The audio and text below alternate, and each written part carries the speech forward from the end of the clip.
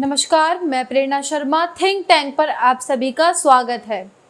आज की वीडियो में बात करेंगे महाराष्ट्र की सियासत की, क्योंकि बहुत सारे लोग ये जानना चाहते हैं दो प्रश्नों के जवाब। एक तो ये है कि क्या महाराष्ट्र में उद्धव ठाकरे की जो सरकार है वो गिरने जा रही है, और क्या बीजेपी वहां पर सरकार बनाने जा रही है।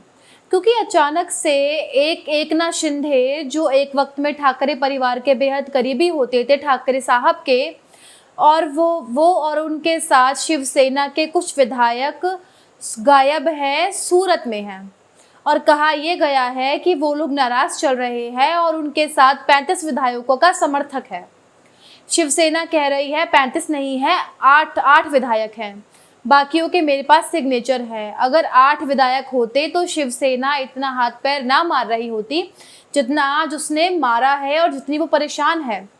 तो इसलिए कहना मुश्किल है कि कितने सारे जो क्या कहते हैं विधायक उनके साथ है या नहीं है।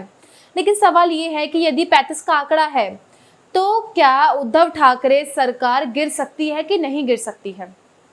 और जो आज हमने वीडियो बनाने का हमारा पर्पस है कि क्या शरद पवार चाहेंगे कि सरकार ये गिरे या बचे, ये अपने आप में बड़ा अजीबोगरीब सवाल है कि शरद पवार चाहेंगे कि उद्धव ठाकरे की जो सरकार है वो गिर जाए, जबकि वो खुद सरकार का हिस्सा हैं।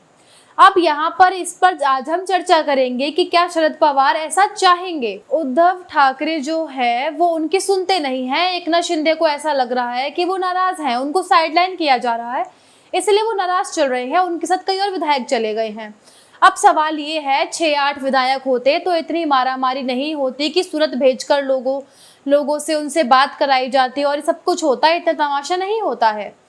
लेकिन अब इस बात को समझिए कि क्राइसिस कितना बड़ा है कि महाविकास आघाड़ी जो है वो कांग्रेस के ट्रबल शूटर के तौर पर कमलनाथ को लगाया है कि आप जाइए और इस पूरे संकट को दूर करने की कोशिश कीजिए, सरकार को बचाने की कोशिश करिए। क्योंकि जब कांग्रेस और शिवसेना का अननेचुरल अलायंस हुआ था तो यही कमलनाथ थे जिन्होंने उस समय भूमिका निभाई थी। तो अब ये कहा जा रहा है कि अब आप ही जाके ये पूरा मामला निपटाइए और अब आप ही संभाल सकते हैं। अब यहाँ पर 7-8 यदि शिवसेना के विधायक होते तो कांग्रेस पार्टी क्यों कमलनाथ को अपॉइंट करती, शिवसेना क्यों इतना हाथ पैर मार रही होती, अपने लोगों को भेज रही होती है एकनाथ शिंदे से बात करिए। लेकिन ये सारी जो यहाँ पर बातचीत चल रही है और ये कहा जा रहा है सरकार गिर जाएगी, उस बीच आपको देखना चाहिए कि शरद पवार क्या कह रहे हैं। शरद पवार कह रहे हैं कि ये शिवसेना का इंटरनल मैटर है। क्योंकि शरद पवार जो है, अब आप सोचिए, उनके जैसे नेता जिनके एक तरीके से रिमोट है पूरी पार्टी का, वो ऐसे समय में ये कहने की बजाय कि ये विपक्ष ने कराया है, बीजेपी का किया कराया है, पार्टी बचेगी कि नहीं बचेगी, पार्टी रहेगी कि नहीं रहेगी, वो ये कह रहे हैं कि ये शिवसेना का इंटरनल मैटर है। ये बहुत ही सोचने वाली बात है।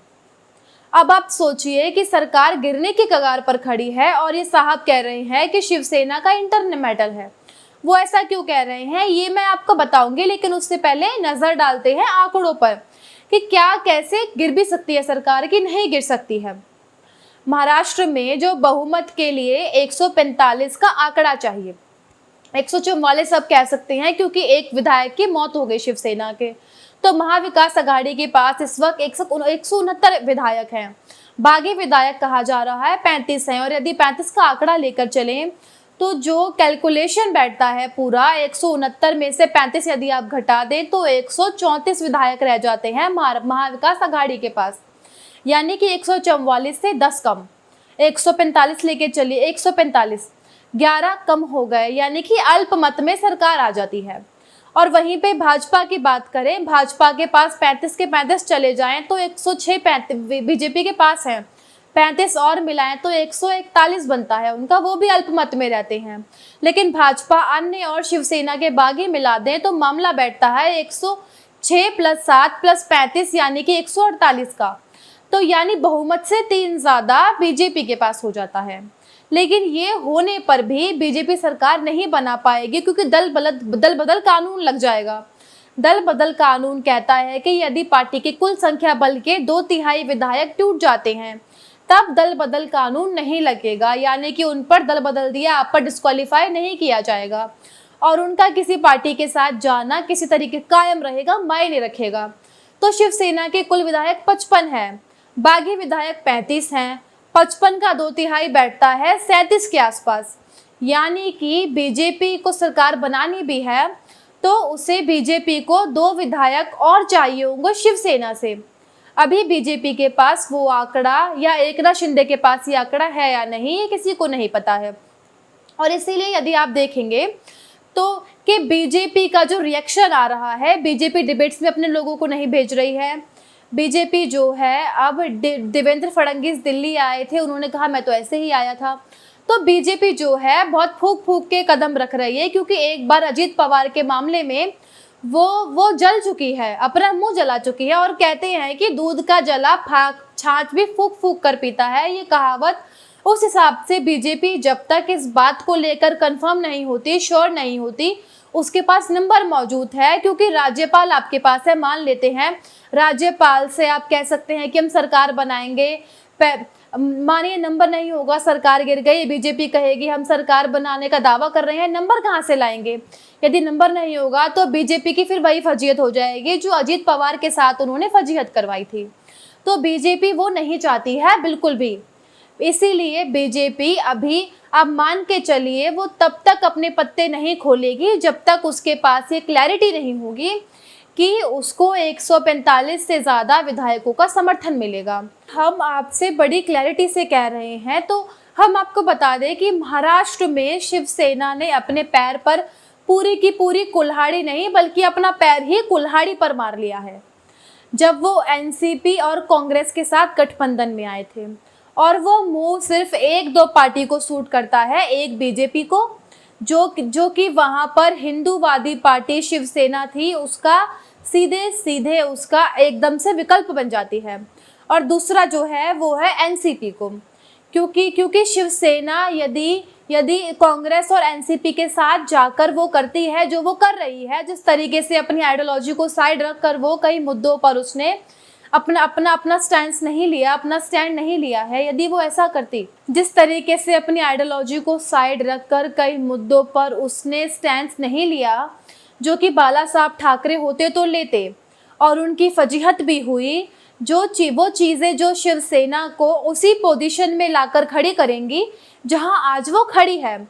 शरद पवार सबसे अच्छे से इस बात को जानते हैं। इसीलिए आप देखेंगे इस सरकार में शरद पवार जो हैं वो आज के डेट में क्या कह रहे हैं, शिवसेना का ये इंटरनल मैटर है, उनको फर्क नहीं पड़ता ये सरकार गिर जाए, क्योंकि ये सरकार यदि गिर भी जाती है तो आज की तारीख में शरद पवार और उनकी पार्टी एनसीपी ने वो अचीव कर लिया है जिसके लिए वो शिवसेना के साथ थे।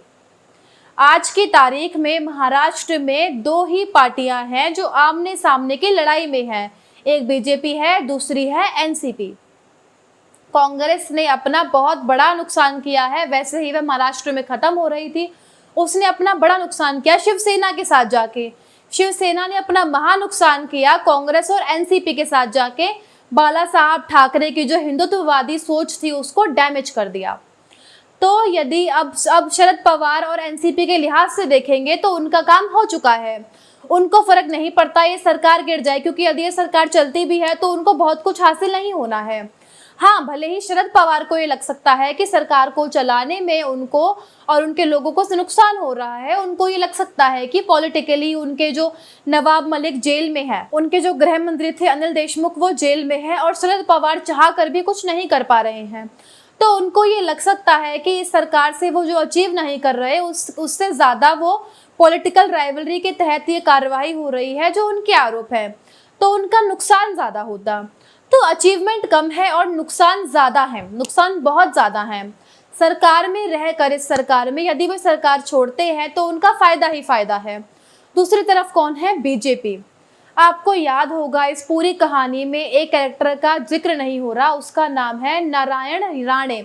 उन्होंने आज ट्वीट किया, शाबाश, सही समय पर सही ट्वीट, सही निर्णय लेने के लिए, ये सब उन्होंने आज ट्वीट किया है। उन्होंने एकनाथ शिंदे की तारीफ की है और ये वही राणे हैं जिन्होंने 2020 में कहा था उद्धव ठाकरे सरकार ज़्यादा नहीं चलेगी। 2021 में उन्होंने केंद्रीय मंत्री के तौर पर कहा था कि प्रदेश में बीजेपी की सरकार बने। अब यदि जानकारों से बात करें तो वो जानकार ये कहते हैं और मानते भी हैं कि नारायण राणे को जो केंद्र में बहुत अहम पोर्टफोलियो दिया गया है, उसके साथ साथ उन्हें एक बड़ी जिम्मेदारी दी गई थी कि वो शिवसेना में, क्योंकि लंबे समय तक रह चुके हैं, वो शिवसेना के अंदर तोड़फोड़ करेंगे जो आज शायद दिख रही है। वो तोड़फोड़ होनी ही थी। ऐसा नहीं है नारायण राणे ने ये सब कर दिया होगा, उनके चाहने से हो गया। लेकिन शिवसेना में मैंने आपसे पहले भी कहा था, जैसे ही वो कांग्रेस पार्टी के साथ गए और आइडियोलॉजी को छोड़ने लग गए अपनी को, उस कुर्सी को बचा के रखने के लिए, पकड़ने के लिए, तो शिवसेना टूटना शुरू हो गई है। और जब वो टूटती है, नाराज होता है, तो कोई एक आदमी चाहिए जो आकर कहे कितना गलत हो रहा है। जैसे एकनाथ शिंदे के कंधे पर कोई तो आकर कहे कि बताओ तुमसे तो मिलते भी नहीं है, बताओ तुम्हारा लिया हुआ फैसला चलता भी नहीं है। अब वो पुराने दिन कहाँ चले गए, क्या हुआ? जब तक ये कोई ताना नहीं मारेगा, पिन नहीं मारेगा, तब तक गुबार फटता नहीं है। तो नारायण राणे जो हैं वो आप मान के चलिए एक टारगेट लेके चल रहे हैं कि उन्हें ये सरकार गिरानी है। तो एक तरफ बीजेपी के लिए नारायण राणे हैं और दूसरी तरफ नारायण राणे ने जो काम किया है उसका असर साफ साफ दिख रहा है। शरद पवार को कोई फर्क नहीं पड़ता सरकार गिर जाए, क्योंकि उनका फायदा ही फायदा है। लेकिन इतना कहने के बाद भी ये कहना आवश्यक है हमारे लिए कि अभी महाराष्ट्र में सरकार गिर ही जाएगी। ये कहना थोड़ा जल्दबाजी है, ऐसा जरूरी भी नहीं है, क्योंकि बीजेपी के पास भी वो नंबर वो नंबर नहीं है जिसके बिना पर वो ये कह सके बीजेपी की गिर गई सरकार और अब हम मालिक हैं। क्योंकि बीजेपी भी बिल्कुल तलवार के नोक पर चलना नहीं चाहती है, क्योंकि एक बार बीजेपी जो सह चुकी है, उनकी फजीयत हो चुकी है, वो दोबारा नहीं सह सकती हैं। इसीलिए यदि आपको ये समझना है, क्योंकि काफ़ी लोग कहेंगे महाराष्ट्र में सरकार गिर गई है, बहुत लोग कहेंगे ऐसा हो गया वैसा हो गया, आप ये मान कर चलिए कि ये सरकार गिरेगी कि नहीं गिरेगी, इसको समझने में अभी 2 दिन कम से कम लगेंगे। 2 दिन में, 2 से 3 दिन में